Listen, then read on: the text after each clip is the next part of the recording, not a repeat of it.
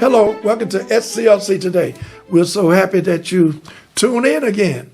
I tell you, wow, we just had the midterms. And ladies and gentlemen, I just have to say, this was very exciting, but we have to continue. We have runoffs, and particularly here in Georgia, we got to go back to the polls, and you made a good showing in terms of turning out the vote. But you have to do more than turn out the vote. You have to also keep turning out the vote. It's repetitious. And we have a runoff here. And we're not partisan, but we are to getting out the vote.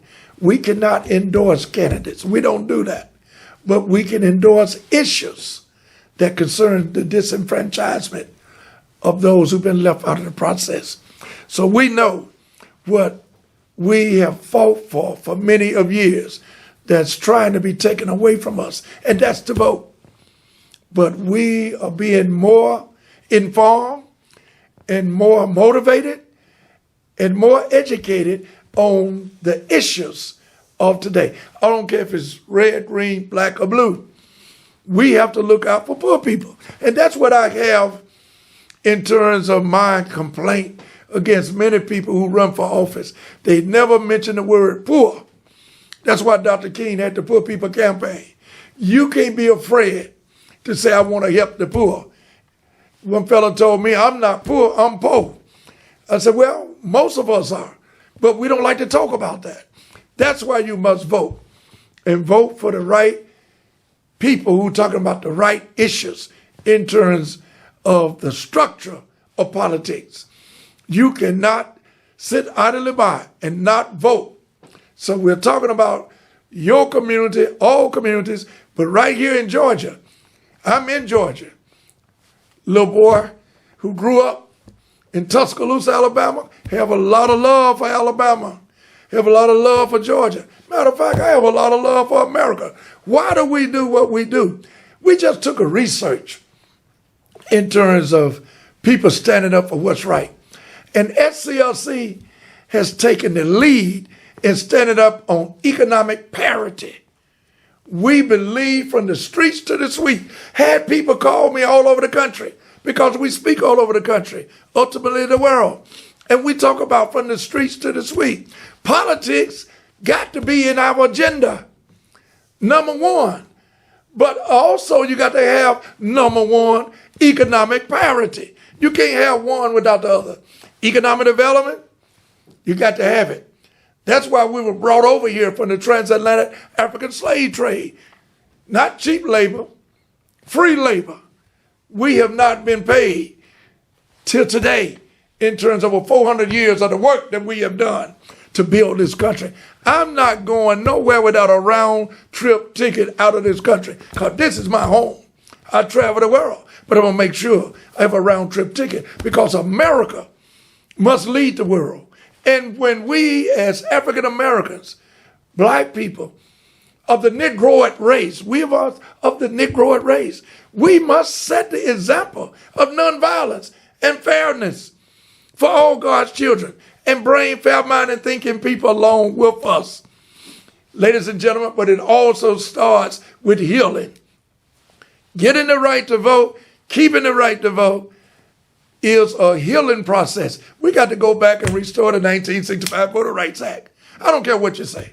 You know, you talk about affirmative action. When you deal with affirmative action and you're saying you want to eliminate it from the universities and higher education, guess what's coming next? You're going to eliminate it from the totality of the society that we live in.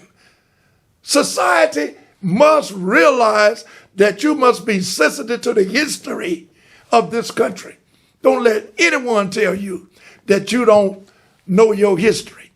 The Holocaust came about because of some people from America. I'll talk about that more in depth the next time. Just do your research on who got the highest award from the Nazi Party with Adolf Hitler. It was an American. We got to eliminate hate from our society. You got to have love. And you must understand we got to have a united front for all God's children. We must care for one another. Ladies and gentlemen, talking about racism and prejudice, the Major League Baseball shameful diversity record. First World Series without black players since 1950 when Jim Crow laws ruled America. Hello, somebody. No black athletes. Dusty Baker was the manager, baseball coach, manager. He was a coach. And I understand he just extended his contract for one more year. God bless him. I love him. Been watching him for many of years. But no black baseball players. And you know why, ladies and gentlemen? You need to pay attention to these type of things. If they get away with this, pretty soon they're going to get away with the other aspects of the sports. And that will overlap into the everyday running of the mill in terms of our society. What you must understand and fight for is that we need a level playing field. Why no blacks are in baseball? Thank you for asking. Rhetorical question. The reason you have no blacks in baseball is too expensive for most black people and African Americans. It goes back to what? Economics. You have to have resources which equates to money to participate at a real structured program in terms of baseball.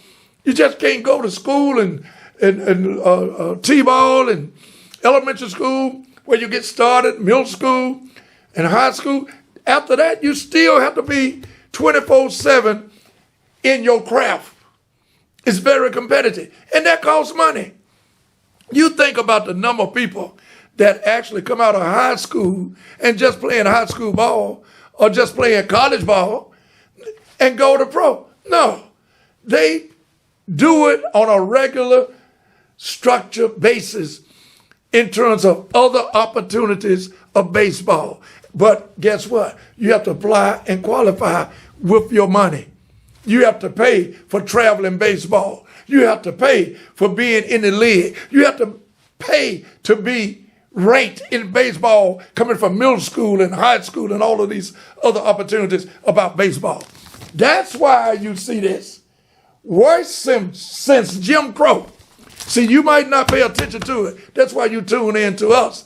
We will get you the information because we got to be healed from racism, prejudice to all degree in society, and it starts in America. We have to love one another. I'm so hard on America because I love America.